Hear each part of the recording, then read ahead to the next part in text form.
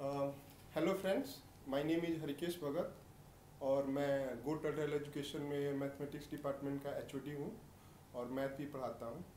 आज ये हमारा पहला मैथमेटिक्स का वीडियो क्लासेस है फॉर क्लास 11th, जो बच्चे अभी 11th में एडमिशन लेंगे उनके लिए। और टॉपिक है ट्रिग्नोमेट्रिक रेशियो, है ना। तो हम शुरू करेंगे trigonometric ratio.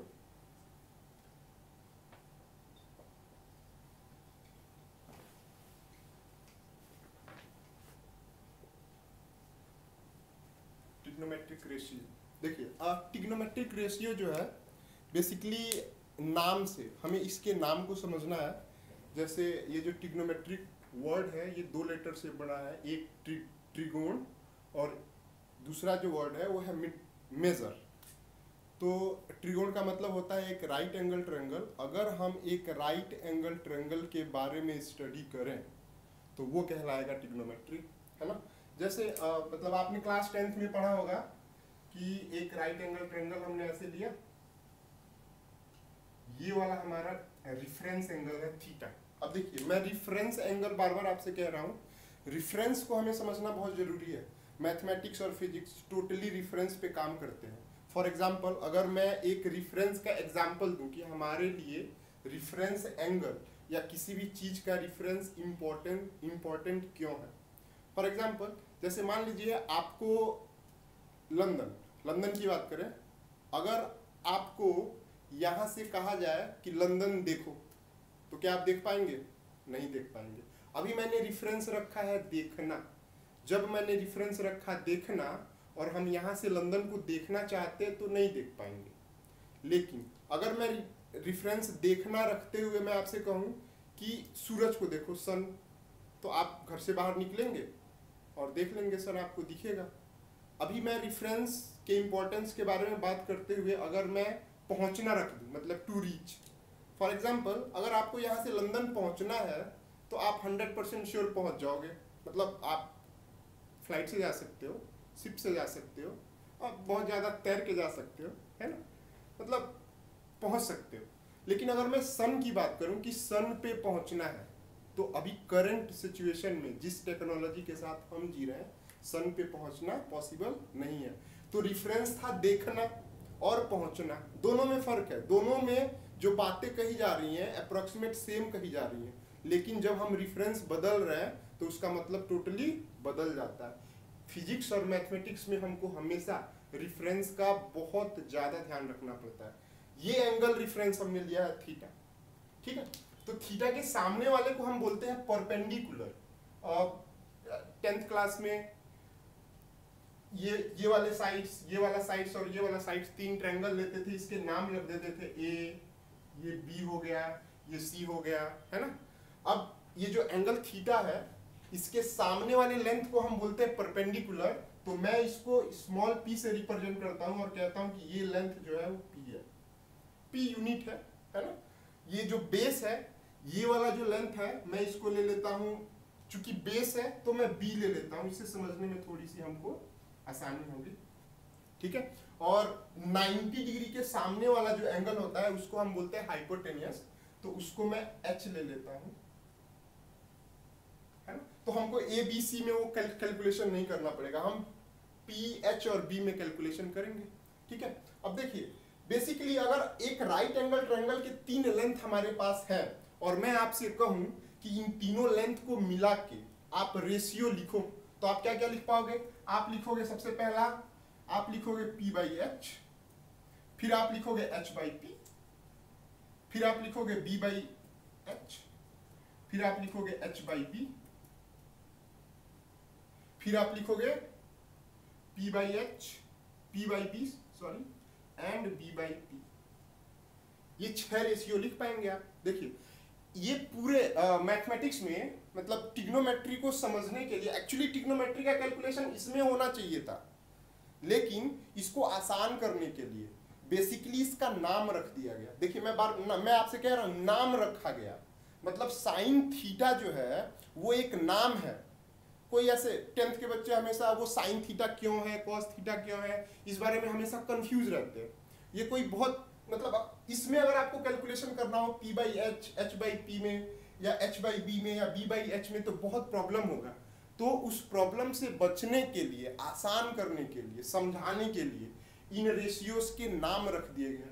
Difference angle theta के साथ अगर मैं इसको लिखूं तो मैं लिखूंगा साइन थीटा, ठीक। इसका नाम रखा गया cos theta, cosec theta, sorry,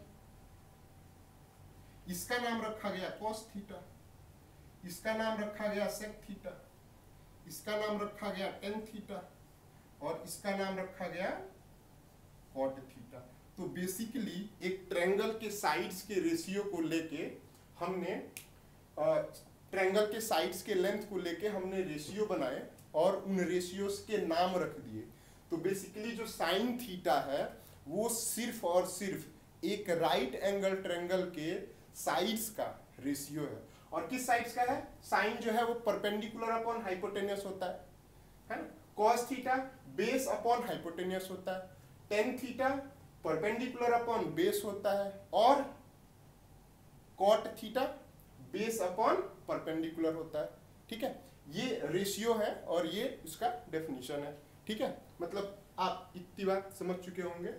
अब मैं आगे इसको लेकर चलता हूं। मैं इसका नाम रख देता हूं। ये जो इतनी सारी चीजें रखी है ना, जैसे ट्रिग्नोमेट्री, जैसे मान लीजिए हमको इंग्लिश पढ़ना है, इंग्लिश लैंग्वेज पढ़ना है, तो इंग्लिश लैंग्वेज पढ़ने के लिए हमको कम से कम 26 जो उसके लेटर्स होते हैं, अल्फाबेट्स, वो हमको पता रहना चाहिए। एग्जैक्टली ये वैसा ही है। अगर आपको ट्रिग्नोमेट्री अच्छे से पढ़ना है, समझना है, तो आपको कम से कम ये 6 चीजें तो एटलीस्ट अच्छे से पता होनी चाहिए, ठीक है। अब इन 6 चीजों में हम रिलेशन बनाएंगे और अपना अगला इसका स्टेज लेके चलेंगे। तो मैंने क्या किया ना, इसको नाम दिया इक्वेशन नंबर 1, इसको मैंने नाम दिया इक्वेशन नंबर 2, इसको मैंने नाम दिया इक्वेशन नंबर 3, इसको मैंने कहा इक्वेशन नंबर 4, इक्वेशन नंबर 5 और इक्वेशन नंबर 6। ये कहां से आए? इस ट्रायंगल से आए। तो इस ट्रायंगल से आने के बाद से इनका आपस में अगर हम कोई रिलेशनशिप बना लें तो वो कहलाएगा ट्रिग्नोमेट्रिक रेशियो का रिलेशन, ओके। जैसे फॉर एग्जांपल सबसे पहला, अगर मैं इक्वेशन 1 और इक्वेशन 2 को डिवाइड कर दूं, मतलब equation number 1 divided by equation number 2, जब मैं इक्वेशन 1 को इक्वेशन 2 से डिवाइड करता हूं तो हमको मिलेगा sine theta upon cos theta is equal to perpendicular upon hypotenuse and base upon hypotenuse. अब देखिए ये हाइपोटेन्यूस से हाइपोटेन्यूस कट गया तो हमको मिल जाएगा क्या? P by B. और P बाई बी जो होता है इसी रेशियो में किसके बराबर होता है भाई? टेन थीटा के बराबर होता है। तो हम इसको लिख सकते हैं क्या? Sine theta upon cos theta is equal to tan theta. ये आ गया एडिशनल रिलेशन इन्हीं के बीच में, ठीक है। ये हो गया हमारा दूसरा रिलेशन। इसको भी हमने इसको आपने लिख लीजिए एक बार, है ना, पॉज करके, ठीक। अब आगे पढ़ते हैं हम। देखिए अब ये वाला था, इसको हम रिवर्स कर दे, मतलब इक्वेशन नंबर 2 को इक्वेशन नंबर 1 से डिवाइड कर देते हैं, तो हमको मिलेगा क्या? हमको मिलेगा cos theta upon sine theta is equal to b upon h divided by p upon h। तो h से h कट गया तो हमको मिल जाएगा क्या? b by p। और b बाई p इसी में देखिए किसके बराबर है? cot थीटा के बराबर। तो हम क्या लिख सकते हैं यहाँ पे? cos theta upon sine theta is equal to cot theta. ये एक रिलेशन बन गया, ठीक, एक ये रिलेशन। अब दूसरा रिलेशन इसमें देखिए क्या होता है। जैसे ये साइन थीटा और कोसेक थीटा, देखिए इसके राइट हैंड साइड में ना जो पहले न्यूमरेटर में है वो यहाँ पे डिनोमिनेटर में, और जो यहाँ पे न्यूमरेटर में है वो यहाँ पे डिनोमिनेटर में। तो इसमें भी हम एक रिलेशन बना सकते हैं। फॉर एग्जाम्पल जैसे मान लीजिए इक्वेशन नंबर 1 को इक्वेशन नंबर 4 से मल्टीप्लाई किया, इक्वेशन 1 को इक्वेशन 4 से मल्टीप्लाई किया तो हमको देखिए क्या मिलेगा। ये अगला रिलेशन है। तो ये मिलेगा हमको sine theta into cosec theta is equal to, हमारे पास आ जाएगा p by H into H by P.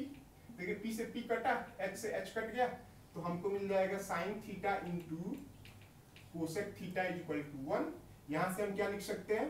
Sign theta is equal to 1 upon cosec theta, और हम लिख सकते हैं क्या?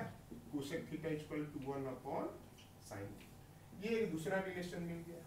एग्जैक्टली इसी टाइप से अगर मैं दूसरे और पांचवें को आपस में मल्टीप्लाई कर दूं, इक्वेशन नंबर 2 को इक्वेशन नंबर 5 से मल्टीप्लाई कर देता हूं। जब मैं इक्वेशन 2 को इक्वेशन 5 से मल्टीप्लाई करूंगा तो आएगा cos theta into sec theta और इक्वल टू ये बराबर हो जाएगा b by H into H by B.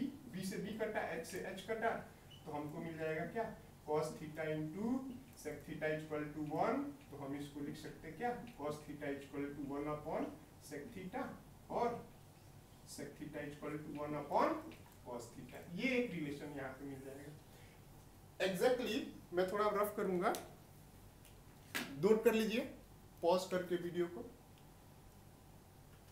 यहाँ पे मैं रफ कर रहा हूँ। एग्जैक्टली जैसे मान लीजिए हमारे पास अब ये बच गया तीसरा और छठा, इक्वेशन नंबर 3 को मल्टीप्लाई कर दिया इक्वेशन नंबर 6। तो जब हम इक्वेशन 3 को 6 से मल्टीप्लाई करेंगे तो हमको मिलेगा tan theta into cot theta equal to 1। Exactly वैसे ही तो हमको यहाँ से वापस मिल जाएगा क्या, tan theta equal to 1 upon cot theta और cot theta equal to 1 upon tan theta. ये रिलेशन हमको पता चल गया। साइन थीटा इक्वल टू होता है 1 upon cosec theta, cos theta equal to होता है 1 upon sec theta, tan theta equal to होता है 1 अपॉन कॉट थीटा और कॉट थीटा इक्वल टू होता है 1 अपॉन tan थीटा। ये एक रिलेशन है, रेशियोज का ये रिलेशन नंबर 1 है, या इसको आप कह सकते हैं कि प्रॉपर्टी नंबर 1 है। ठीक है, इस सबको नोट कर लिए होंगे आप। मैं अभी रफ कर रहा हूं, दूसरा रिलेशन बनाऊंगा।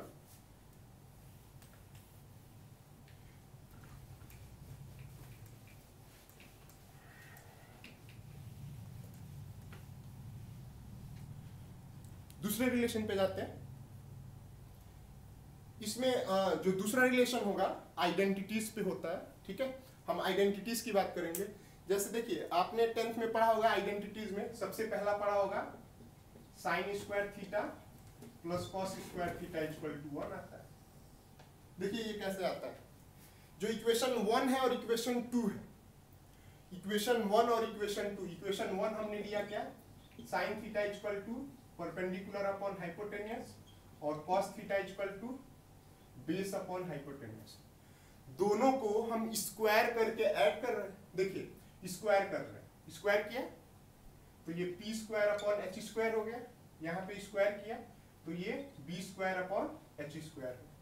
देखिए ये स्क्वायर के साथ देखिए क्या होता है, यहाँ पे मैं लिख दे रहा हूं साइन थीटा का होल स्क्वायर को हम लिख सकते हैं साइन स्क्वायर थीटा। ठीक है, अगर यहाँ पे लिखा हुआ है साइन थीटा का पावर -1 तो हम ऐसा नहीं लिख सकते, ये गलत हो जाएगा, ये नहीं है।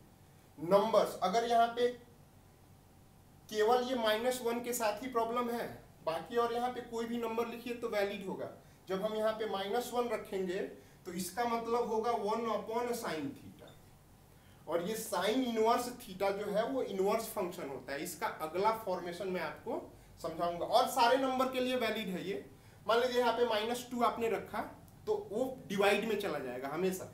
जैसे मान लीजिए आपने रखा साइन थीटा का पावर -2, इसका मतलब हो जाएगा 1 अपॉन साइन स्क्वायर थीटा, या 1 अपॉन साइन थीटा का होल स्क्वायर। अगर -3 रखा तो 1 अपॉन साइन थीटा का होल क्यूब, है ना, ये हो जाएगा। लेकिन -1 के साथ ये गलत हो जाता है, ये 1 अपॉन साइन थीटा होता है और साइन इनवर्स, इन दोनों में फर्क होता है। इसको बस थोड़ा सा ध्यान रखिएगा, हमेशा बहुत कंफ्यूजन होता है। कई अभी नए बच्चे आते हैं 10th के तो उनको थोड़ा सा कंफ्यूजन होता है, इसको देखिएगा। ठीक है, यहाँ पे इन दोनों को हम ऐड कर लेते हैं। जब हम ऐड करेंगे तो होगा ये sine square theta plus cos square theta equal to P square upon H square plus B square upon H square, है ना। ये डिनोमिनेटर सेम है तो ये हो जाएगा P square plus B square divided by H square equal to sine square theta plus cos square. देखिए इस वाले राइट एंगल ट्रायंगल वाले रूल में पाइथागोरस थ्योरम होता है। वो क्या कहता है, किसी भी ट्रायंगल के दो साइड्स के स्क्वायर का सम जो 90 डिग्री है उसके सामने वाले साइड्स के स्क्वायर के सम के बराबर होता है। तो ये हो जाएगा P square plus B square equal to H square. ये पाइथागोरस थ्योरम है, 10th में पढ़ाया जाता है ना। तो ये p square plus b square h square, तो ये बन जाएगा h square upon h square, ये कट गया 1 के बराबर आ गया, तो यहाँ पे आ गया sine square theta plus cos square theta equal to 1, यानी हम लिख सकते हैं sine square theta plus cos square theta equal to 1। ये है आइडेंटिटी का इक्वेशन नंबर 1। अब देखिए आइडेंटिटी का इक्वेशन नंबर 1 हमने प्रूफ कर लिया है, बहुत ही आसान था। मैंने क्या किया, जो रेशियोज हैं उसका इक्वेशन 1 और 2 को उठाया, स्क्वायर किया, ऐड किया और हमको इक्वेशन मिल गया। वैसे ही आइडेंटिटी नंबर 2 को प्रूफ करने के लिए हम टेन और सेक में रिलेशन बना सकते हैं और कॉट और कोसेक में बना सकते हैं।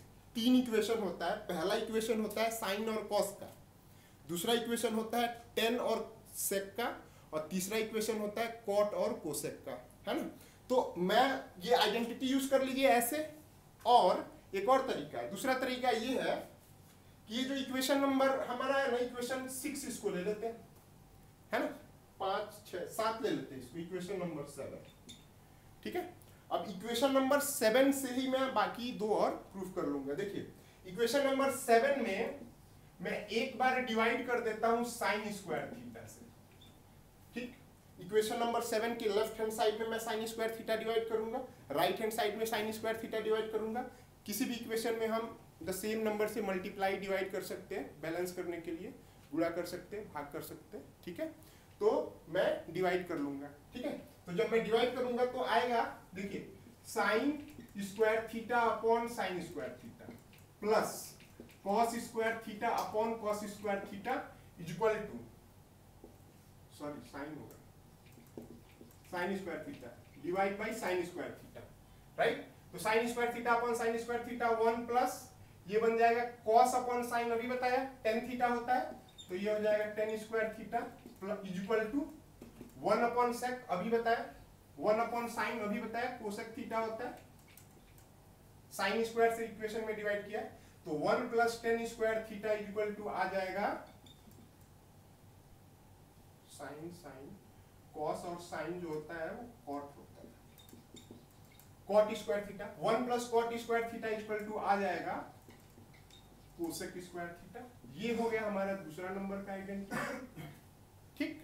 और एग्जैक्टली इक्वेशन नंबर 7 को मैं कॉस स्क्वायर थीटा से डिवाइड करूंगा, तो जब मैं डिवाइड करूंगा तो आएगा sine square theta upon cos square theta plus cos square theta upon cos square theta equal to 1 upon cos square theta.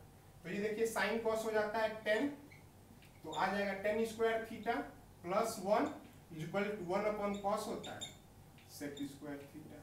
ये हो गया हमारा आइडेंटिटी नंबर 3, ठीक। तो हमारे पास 3 आइडेंटिटीज हो गई, ये sine square theta plus cos square theta equal to 1, ये 1 प्लस कॉस स्क्वायर थीटा। देखिए इस वाले को ना, इस वाले को अगर मुझे लिखना है तो मैं ऐसे लिख सकता हूँ cos theta upon sine theta का होल स्क्वायर, ठीक। और फिर ये क्या बन जाएगा, कॉस अपॉन साइन होता है क्या, कॉस अपॉन साइन, अभी बताया था मैंने, कॉस अपॉन साइन हो जाएगा कॉट थीटा, तो ये हो जाएगा कॉट थीटा का पावर 2, और इसको स्क्वायर के फॉर्म में हम रिप्लेस कर सकते हैं। एग्जैक्टली यहाँ पे साइन अपॉन कॉस को हम लिख सकते हैं 10, इसको हम लिख सकते हैं 10 थीटा का whole square, because sine theta upon cos theta आ रहा है वो, तो ये बन जाएगा, स्क्वायर को फिर रिप्लेस कर देंगे तो ये हो जाएगा 10 स्क्वायर थीटा, ठीक है। अब देखिए ये हमारे पास आ गए 3 आइडेंटिटीज आ गए, एक आया sine square theta plus cos square theta equal to 1, एक आया 1 plus cot square theta equal to cosec square theta, और तीसरा आया tan square theta plus 1 equal to sec square theta. देखिए आप शॉर्ट वीडियोस बना रहे हैं, तो अब इसके आगे पढ़ने के लिए ट्रिग्नोमेट्री का लेक्चर नंबर 2 रहेगा, ठीक है। एग्जैक्टली इसके आगे ही मिलेगा आपको, हमारा पेज है गो टर्टल एजुकेशन, आप उस पेज पे जाइए, देखिए, लाइक करिए, सब्सक्राइब करिए और बेल जरूर बजाइए, है ना। बेल बजाएंगे तो जब भी हम वीडियो डालेंगे तो आपको पता चल जाएगा, ठीक है। ओके, हमारे यहाँ पे तीनों के आपको जेई प्रिपरेशन के लिए आपको 3 सब्जेक्ट के वीडियोस अवेलेबल होंगे। वहाँ पे नीट के लिए भी एक यूनिट रहेगा, है ना। जेई के लिए आपको फिजिक्स के, केमिस्ट्री के और मैथ के प्रॉपर वीडियोस मिलेंगे, ठीक है। आप लाइक करिए, सब्सक्राइब करिए और बेल जरूर बजाइए हमारी अगले वीडियोस के लिए।